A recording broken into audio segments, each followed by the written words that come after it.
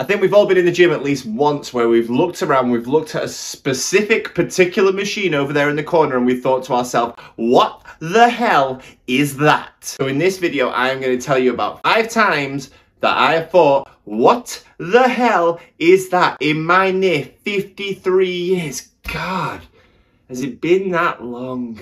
53 years of training. Let's do this. Now, quick disclaimer, because there's always a smart ass. You might have one of these in your gym, you might have 2 of these, you might have all of these in your specific gym, but for me, these were a rarity. These were the only time that I've come across this particular piece of equipment or this particular scenario. Obviously, these machines were produced by a company. I didn't build them for this video.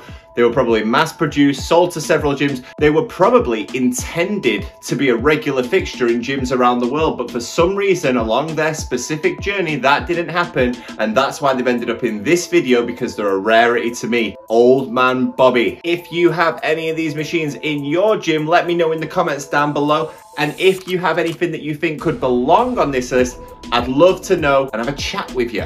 Number 1 in the list, we are heading all the way over to Seoul, South Korea. Now, I moved to Korea in 2012 and lived there for 4 years. And one of the first things I noticed as a fitness enthusiast were all of the outdoor public training options they had available. Now, I don't think it's disrespectful to say that the vast majority of these options were aimed at the older population. Flexibility, stretching exercises, and your workout would end up looking a little bit something like this.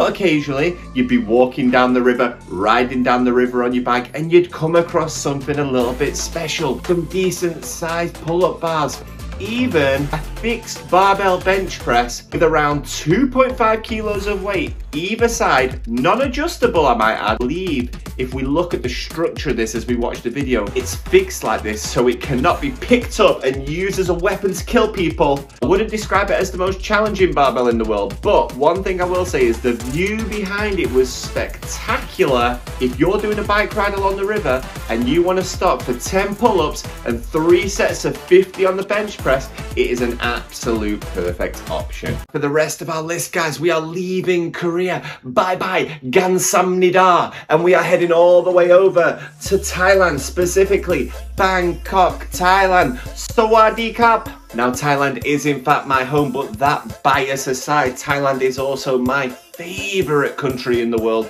to train in and has got some of the best gyms with the most random equipment that you will ever come across, including piece of equipment number 2. Now, stop. Have a little look at this video as I'm pressing there. Now, when you look at it, it appears to be just a very simple incline press, right? Plate loaded incline press. But look at the angle of my arms as they're extended there. My arms, as I was using this machine, were like this. And I spoke to the owner of the Muscle Factory, the gym where I found that, and he told me that this specific piece of equipment was not necessarily an upper chest press, but more focused on literally building that corner of your upper chest.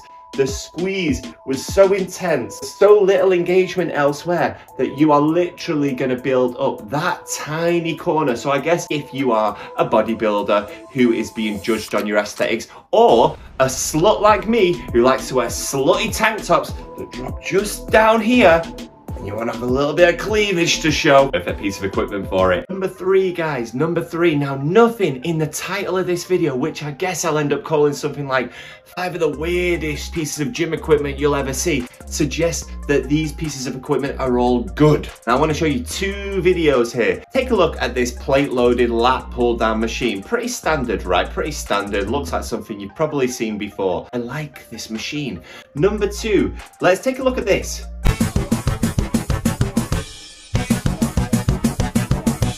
What in the hell was going on? I didn't even realize this was going to happen when I sat down on this machine. Now, I am sure there is a scientific, perfectly logical explanation for this, but for me, just don't get it. I just don't get it. Daddy, chill.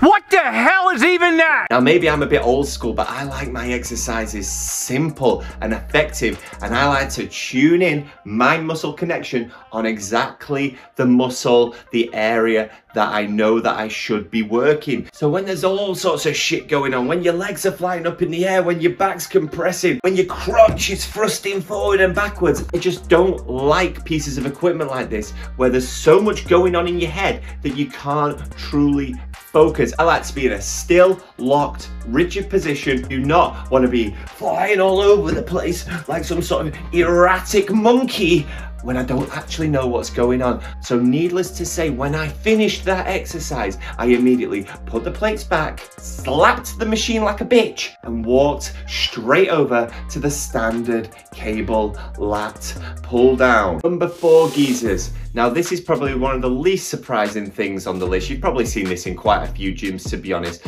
but I want to create a scenario for you. I had just joined a new gym and I looked at the dumbbells and they're maxing out at 70 pounds. Now if you've watched any of my other videos, you know that I like to push that heavy shit. It gives you that density. Now that is why I love plate loaded machines. When I see plate loaded machines, I think 2 things. I think safety, I think overload. Now the safety was there, but this is such an unusual machine to have as a plate loaded machine, and this was the only option the gym had. And you're pressing this machine under a heavy load, locked in this position, which is so unnatural. Don't get me wrong, the path convergent is a great thing and helps you to really build the inner chest, but when this is your only option for true overload, I did not like it. When I finished that set, I immediately decided there and then, I can't do this anymore. I can't do this. So I took the plates off, then slapped that machine like a bitch, and I ended up going over to the pin loaded machine.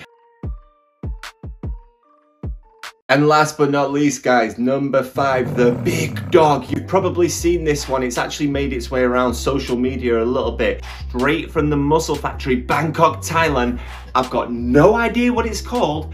The first time I saw it, I was looking at it and I was like, I don't even know what you're supposed to do with this thing. If you've been to the Muscle Factory before, the leg area is elevated so everyone can see what you're doing, and usually if you're the only one up there, all eyes on you. I didn't want to be climbing up on that machine. Shit, I've got no idea what to do here. So it took me a while to pluck up the courage, but finally I started my ascent. I made my way to the top, got about 2 plates either side, and I pressed out a set of 10. That was it. That was it, guys. Good machine. I'm going to try and find the name of it as I'm editing this video and pop it right here. Looks like something out of the movie Avatar. You know those evil humans in Avatar? It looks like something that they would walk around in as they're fighting those big blue things. But it catches the eye. It looks fucking cool. It's probably going to be on the thumbnail of this video, and it's probably what's brought you here into the video. So if you've liked what you see, you want to see more of it, as I say, I'm going to be in Thailand sharing this type of content with you. Drop a like, subscribe to the channel. There's going to be more where that came from. As always, guys, thanks for watching the video today. Hope you've enjoyed it. Hope you've seen some things that you've never seen before. And until the next one, guys, bye-bye.